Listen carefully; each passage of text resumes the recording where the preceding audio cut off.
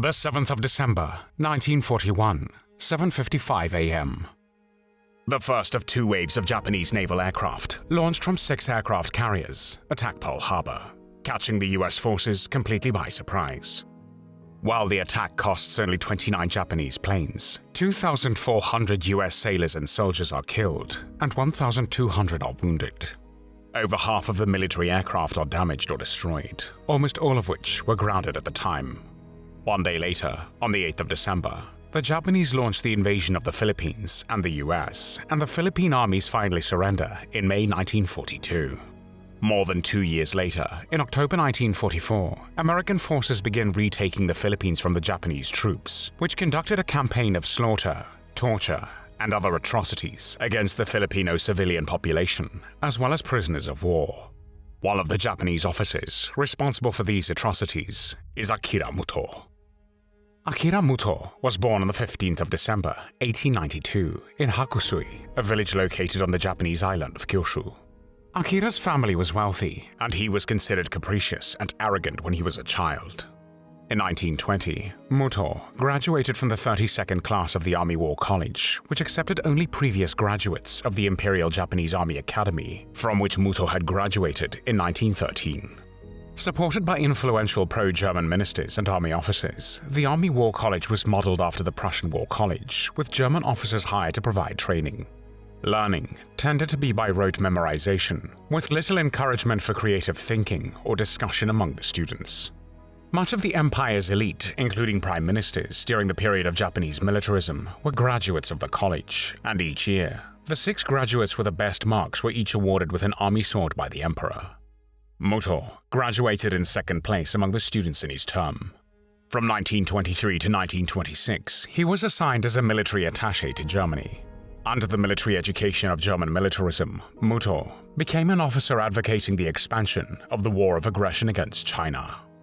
On his return to Japan, he served in various administrative and staff positions within the Imperial Army General Staff Office.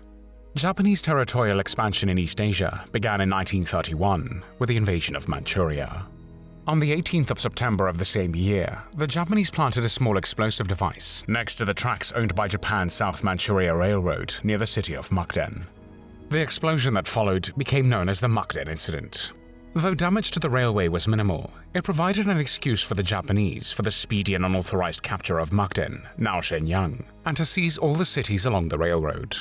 Since the invasion of Manchuria, there were various incidents or armed clashes of a limited nature between the Empire of Japan and the Republic of China, but all had subsided.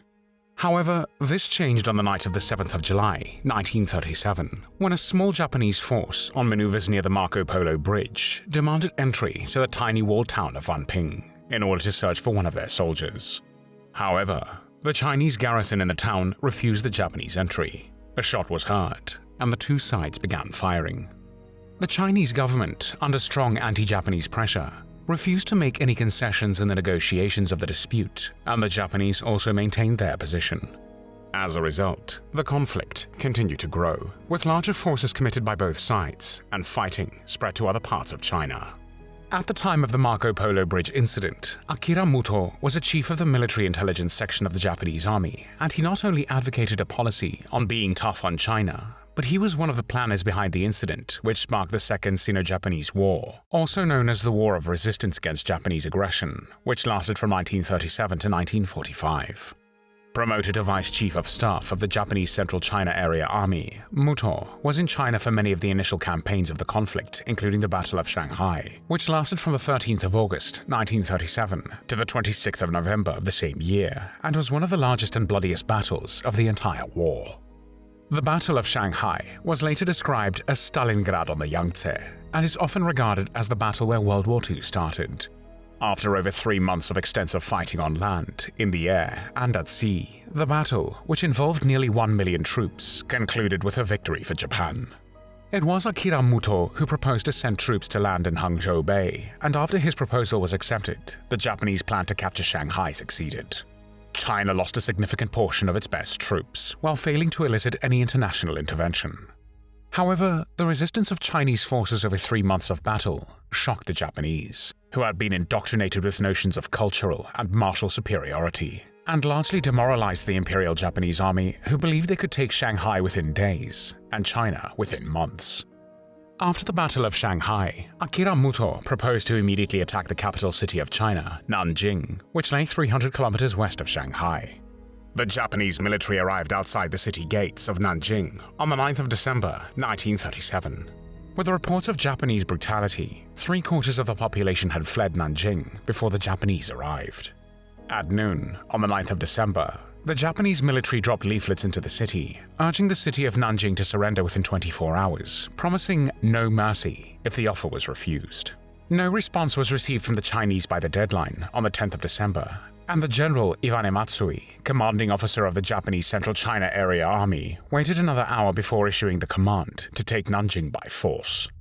On the 12th of December, under heavy artillery fire and aerial bombardment, General Tang Shengqi, the commander of the Nanjing garrison during the city's siege, who had earlier announced the city would not surrender and would fight to the death, ordered his men to retreat.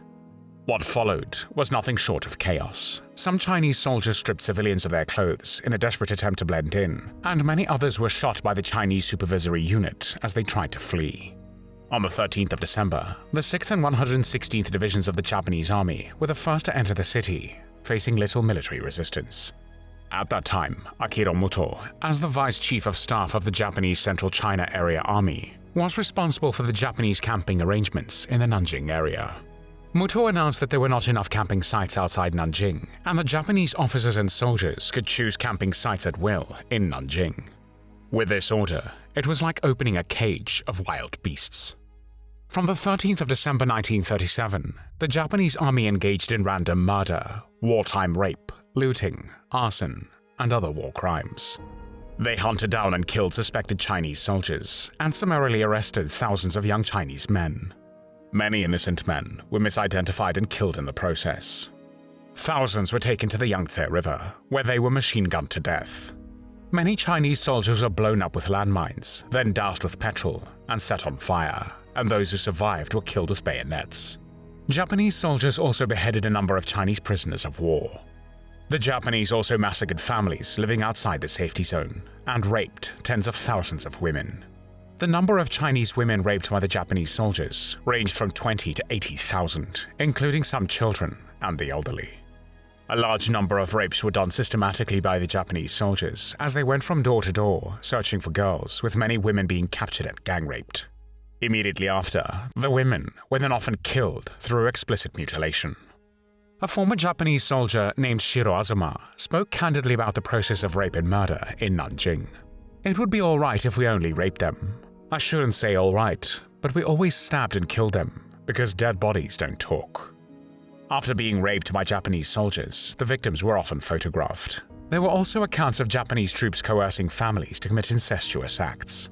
Sons were coerced into raping their mothers, fathers were forced to rape their daughters, and brothers were forced to rape their sisters. Instead of punishing the Japanese troops who were responsible for wholesale rape, the Japanese Expeditionary Force in central China issued an order to set up comfort houses during this period of time. The Japanese army also looted the city and burned down many buildings. 1/3 of the city was destroyed as a result of arson. Such crimes continued from 3 to 6 weeks, depending on the types of crime. As many as 300,000 civilians and numerous unarmed Chinese soldiers were killed over the course of 2 months. The chaos, fires, and mass graves make a precise count of casualties impossible. The violence subsided in February 1938 after the establishment of the Chinese-led, Japanese-influenced government. In 1939, Muto was recalled to Japan and then served as the director of the Military Affairs Bureau of the Ministry of War, actively participating in the planning of the Pacific War, which started on the 7th of December 1941 when Japan launched an attack on the American naval base at Pearl Harbor. The following day, the United States declared war on Japan, entering into World War II, and on the 11th of December, Nazi Germany, Japan's Axis ally, declared war on the United States. In the first months after the attack on Pearl Harbor, the Japanese achieved a long series of military successes. In December 1941, Guam, Wake Island, and Hong Kong fell to the Japanese, followed in the first half of 1942 by the Philippines, the Dutch East Indies, today's Indonesia, Malaya, Singapore, and Burma. Japanese troops also invaded neutral Thailand and pressured its leaders to declare war on the United States and Great Britain. A turning point came in June 1942 at the Battle of Midway. It was the first time that Allied forces were able to make headway in the Pacific. In April 1942, Mutō, then Lieutenant General, was assigned command of the 2nd Imperial Guards Division at Singapore, and from June 1944, he was assigned to command Japanese forces on Sumatra in Japanese-occupied Netherlands East Indies. In October 1944, he was transferred to the Philippines, where he was appointed Chief of Staff of the Japanese 14th Area Army under General Tomoyuki Yamashita. There, Mutō began to conduct a campaign of slaughter, torture, and other atrocities against the Filipino civilian population, prisoners of war, and civilian internees, and ordered guerrilla containment. On the 6th of January 1945, the 6th U.S. Army, totaling 200,000 men, landed at Lingayen Gulf in Luzon, the most populous island in the Philippines. While evacuating most of his soldiers from the advancing Allies, Yamashita, who also served as the Governor-General and military governor of the Philippines, did not declare Manila an open city. When a military commander or political leader formally declares an open city, this means that the defending military will not defend the city in battle, and the victorious forces can enter unopposed. In addition, open city declaration saves civilian lives and guarantees no destruction of buildings. During the evacuation of Yamashita's soldiers, Japanese Navy Rear Admiral Sanji Iwabuchi reoccupied Manila with 16,000 sailors, with the intent of destroying all port facilities and naval storehouses. Once there, Iwabuchi took command of the 3,750 Army security troops, and against Yamashita's specific order, turned the city into an open battlefield. The atrocities committed against the Filipino civilians during the Battle of Manila became known as the Manila Massacre. The Japanese order justifying the Manila Massacre stated, "The Americans who have penetrated into Manila have about 1,000 troops, and there are several thousand Filipino soldiers under the Commonwealth Army and the organized guerrillas. Even women and children have become guerrillas. All people on the battlefield with the exception of Japanese military personnel, Japanese civilians, and special construction units will be put to death." And they were. The Manila Massacre became one of the several major war crimes committed by the Imperial Japanese Army. The Japanese forced Filipino women and children to be used as human shields on the front lines to protect Japanese positions. But those who survived were then murdered by the Japanese. The Japanese conducted mop-up operations to clear North Manila of guerrillas, executing more than 54,000 Filipinos, including children, as they passed through towns. Pregnant Filipino women were killed by having their bellies ripped open, while Filipino civilians trying to flee were executed.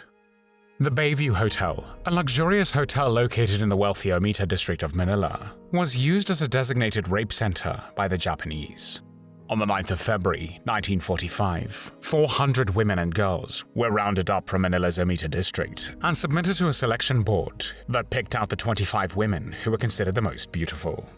These women and girls, many of them 12 to 14 years old, were then taken to the Bayview Hotel, where Japanese enlisted men and officers took turns raping them, and once they were done, the women were bayoneted open from the neck down. Another atrocity occurred on the morning of the 10th of February 1945, when about 800 people including Filipinos, Spanish, and 5 German nationals went to the German Club, which was a clubhouse on the San Luis Street, to find shelter in a dugout located in the tennis court and in the garden. At about noon, a platoon of Japanese Marines who had cordoned off the 4,000 square meters of the club premises started killing everyone in sight. Japanese soldiers bayoneted infants and children of mothers pleading for mercy, and raped women seeking refuge. During the massacre, at least 20 Japanese soldiers raped a young girl before slicing her breasts off, after which a Japanese soldier placed her mutilated breasts on his own chest to mimic a woman, while the other Japanese soldiers laughed. The Japanese then doused the young girl and 2 other women who were raped to death in gasoline and set them all on fire. The Japanese went on setting the entire club on fire, killing many of its inhabitants. Those who attempted to escape the inferno were gunned down. The killing continued all day and into the night. Only 10 people survived the massacre. The total number of civilians who were killed during the Battle of Manila between the 3rd of February and the 3rd of March 1945 was at least 100,000. Tomoyuki Yamashita and Akira Muto were held responsible for the massacre. Yamashita was able to hold on to part of Luzon, the largest and most populous island in the Philippines, as well as home to the country's capital Manila, until after the formal surrender of Japan in August 1945. After the surrender of Japan, Mutō was arrested by American occupation authorities and tried before the International Military Tribunal for the Far East. This military trial, also known as the Tokyo Trial and the Tokyo War Crimes Tribunal, convened on the 29th of April 1946 to try the leaders of Japan for war crimes, crimes against humanity, and crimes against peace. On the 4th of November 1948, the tribunal found Akira Muto guilty of atrocities against civilians and prisoners of war in both China and the Philippines, and sentenced him to death by hanging. Muto was 56 years old when he was executed on the 23rd of December 1948 in Sugamo Prison in Tokyo. His last words were, "Wife and children follow, but I care about the mountains and rivers." There were no tears shed for Akira Mutō.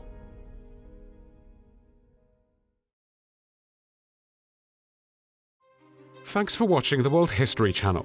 Be sure to like and subscribe, and click the bell notification icon so you don't miss our next episodes. We thank you, and we'll see you next time on the channel.